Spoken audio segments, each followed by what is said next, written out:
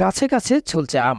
আঁশবিহীন সুস্বাদু এই আমের কদর সারা দেশে। শত শত কোটি টাকা অর্থলগ্নি করছেন দেশের বিভিন্ন প্রান্তের ব্যবসায়ীরা। চাষি ব্যবসায়ীদের আর্থিক মুনাফায় অর্থনীতির নতুন মোড় নিয়েছে রংপুরে।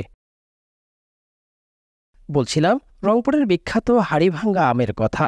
ছাইজে বড় হলেও দিনে দিনে এ আমের স্বাদে এসেছে পরিবর্তন। স্বাদ হারিয়ে এখন অনেকটা পানসে এ আম, অভিযোগ ভোক্তাদের। ক্রেতারা সবসময় ভাই বড় ধরনের আম চায়, কিন্তু এই আমটার আসলে স্বাদ খুব একটা বেশি হয় না। আমরা যে জিনিসটা খাচ্ছি আগে যেটা সুস্বাদ পাইছি, হরমোন দেওয়ার কারণে আমের সুস্বাদটা একবারই নষ্ট হয়ে গেছে। স্বাদ কমার পেছনের কারণ হিসেবে কৃষি গবেষণা কেন্দ্র বলছে, আমের সাইজ বড় করতে ব্যাপারীরা কালটান হরমোন প্রয়োগ করায় বিকৃত হয়ে যাচ্ছে স্বাদ। হরমোন প্রয়োগের কথা স্বীকার করে খোদ চাষিরা রয়েছেন শঙ্কায়।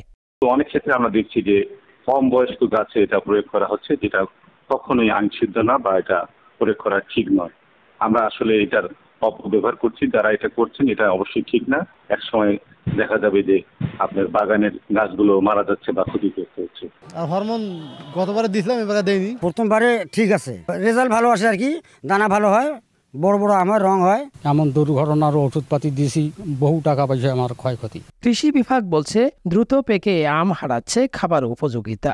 এ সুস্বাদু আম রক্ষায় এখনই নিতে হবে ব্যবস্থা। পাকার আগে যারা আবার বাগানটা কিনে নেয় তারা দীর্ঘমেয়াদী নেয়, যার কারণে অনেক সময় কৃষক হয়তো বা লক্ষ্য রাখতে পারে না তারা কি প্রয়োগ করছে।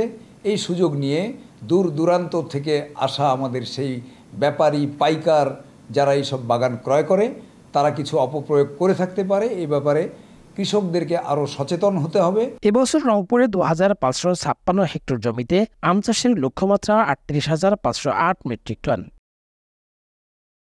রফিকুল ইসলাম, দেশ টিভি, রংপুর।